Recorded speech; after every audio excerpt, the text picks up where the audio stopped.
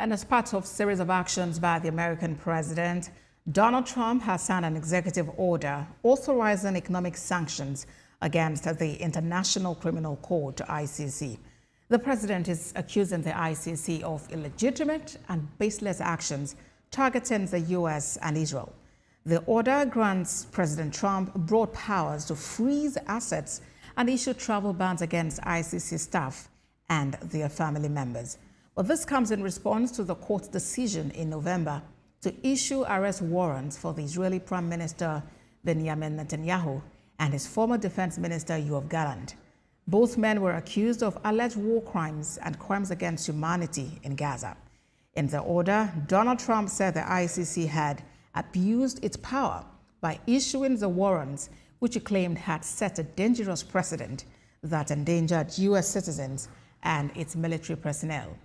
In his order, President Trump argued the court must respect the decision of countries not to subject their personnel to the ICC's jurisdiction. And Americans have taken to the streets all over the country on Wednesday, 2.5 weeks into Donald Trump's second administration. People from Olympia and Washington to Tallahassee, Florida, gathered to speak. Now, these protests are not even the first. They follow large demonstrations against immigration arrests over the weekend, including protests that shut down a major freeway in Los Angeles. They highlighted Donald Trump's immigration policies, carrying signs saying no human is illegal, as the administration takes unprecedented action to remove as many undocumented migrants from the United States as possible. Now, Chief Executive Officer of Vesti, Olushola Moson, joins me to discuss reactions to some of President Trump's recent policies. Good to have you here in the studio. My pleasure. Good to be here. All right, so let's start off with this sanction against the ICC. What powers does President Trump have to take this action?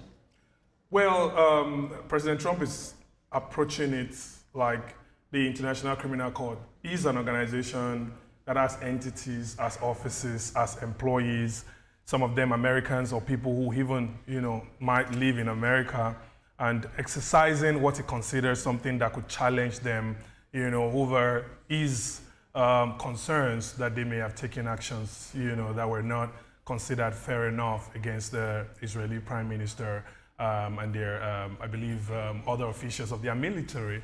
So whether or not in President Trump's head this is something that can work is another conversation entirely. But as you can see, part of his methodology is to be able to say, hey, this is what we're going to do if you do this. And it's another one in the series of sanctions and in the series of tariffs and the series of actions he's taking against considered enemies of U.S. interests. So it's just left to see how that plays out in the next coming weeks. I know many have said that President Trump has, a strong bargaining power. It's like his prowess, and he's just trying to use it in just about any sector and relationship. But what impact could this really have, and what does this speak of him as an individual and America as a country? I mean, a lot has been said, especially in the last couple of weeks. But what I know is that continually, several people who used to adore the United States around the world who may begin to have concerns. There are memes across social media about America being under construction, come back in 5 years, or in 4 years. And all of this is to say that a lot of the sanctions that have been sent around the world, freezing of aid, and all of those things that were massively debated, planned, strategized, instituted with massive impact around the world are now simply being altered. That can never be received well by people of all climes and races and region who have been vulnerable and essentially been recipients of this support and aid. So it's left to see. Organizations like us continue to say that America must realize that what makes it America is the power of immigrants, is the power of this global workforce, is the power of this global influence that they've garnered over the years that has not come by exercising force, but has come by exercising benevolence, kindness to the world, and essentially showing that they are part of a larger picture of what humanity should be doing. Talking about that benevolence now, it does appear that a bit of it or a lot of it, it's been cut off already. Talk about the U.S., closing down. U.S. says at least, funding for about 90 days. That should be in the first instance. We do not know if it will be a permanent action. And already it's beginning to have impact.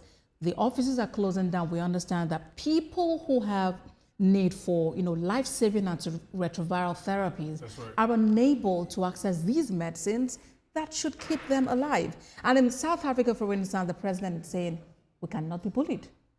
This is in fact a serious issue. And I'm excited to see heads of states across Africa and presidents rising up to the occasion, because this is important. This is international diplomacy, and it's important to be able to say this is where we think that the U.S. also benefits from our continent or benefits from our countries.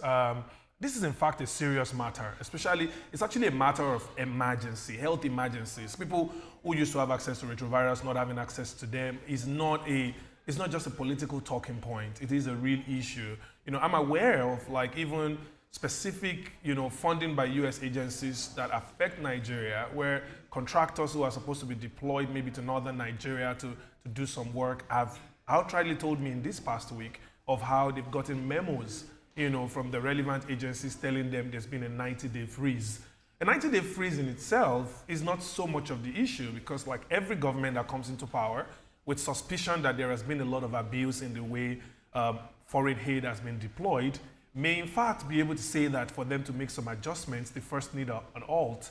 The question really is what is in place to make sure that the items that are very critical, the high-risk components of this halt, do not create damages that the U.S. would spend a lot more money to fix in the long run. But if you look at it again, then you ask, why should it be the U.S.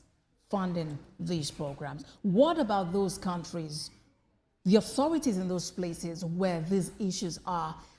Recently, Uhuru Kenyatta was speaking about this, when Donald Trump announced some of these freezing of it. And then he said, why are Africans crying?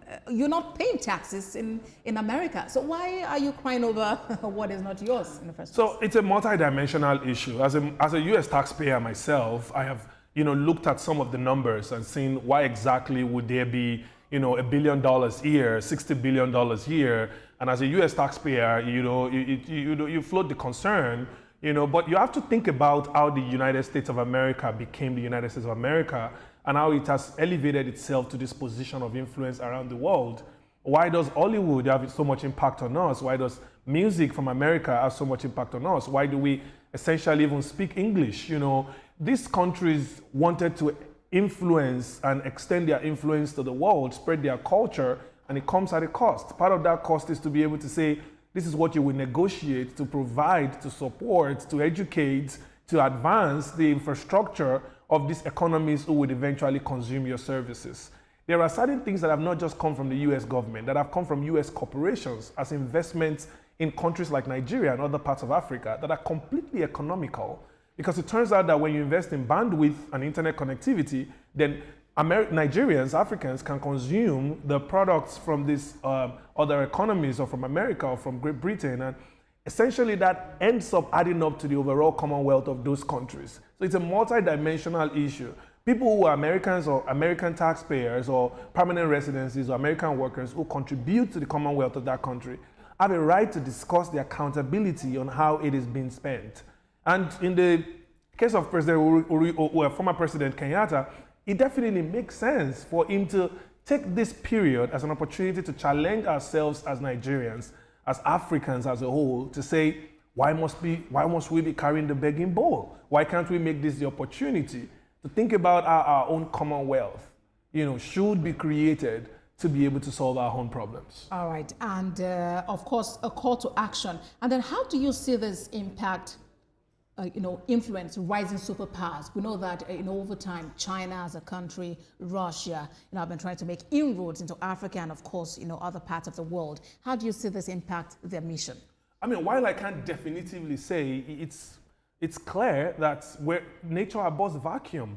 So what we'll begin to see, countries like China thinking about what else they can do. You might in fact begin to see other superpowers asking questions about how they can help South Africa, for instance, and it's left for the president to decide whether they will take that aid or not. So when global politics gets to this point, clearly some other superpowers will begin to think about strategizing their rising influence, and not just their governments, but their corporations will begin to think about this. If thinking about dimensions of immigration, for instance, the moment you say, oh, people shouldn't come to your country, there are other countries that are launching new types of visa to say, hey, we know the power of immigrants and how they can build our economy, and we will do it correctly. We will strategize on how we will get all of these people that are leaving. I'll give you a case in point. Sometimes during the economic downturn of 2023, 2024 in America, many corporations laid off workers, and H-1B workers were affected in companies like Google. Over 10,000 employees across several multinationals and Fortune 500 companies. Guess what Canada did? Canada said, you know what? If you have an H-1B visa in America, you can come to Canada to work, and you don't need another type of H-1B visa. We would qualify you. And that's an interesting thing to see. That is even an ally of the United States, which, of course, in the last few days, you've seen everything that's happened, but you are right. Superpowers will begin to think about dimensions of this, and their strategies will begin to dimension it and look at where can they benefit from this, perhaps what you can call a lapse in judgment from the new administration, if you may. All right, and we're wrapping up now. We're beginning to see protests in the U.S. Some people are uncomfortable with what's going on. What does that speak of? Well, this just shows that humans are not like robots or folks you can just say, go ahead and do this. There are many dimensions to this. Even people of wealth in America are asking, who's going to mow their lawns? Who's going to take care of their kids? Well, who's going to do all this?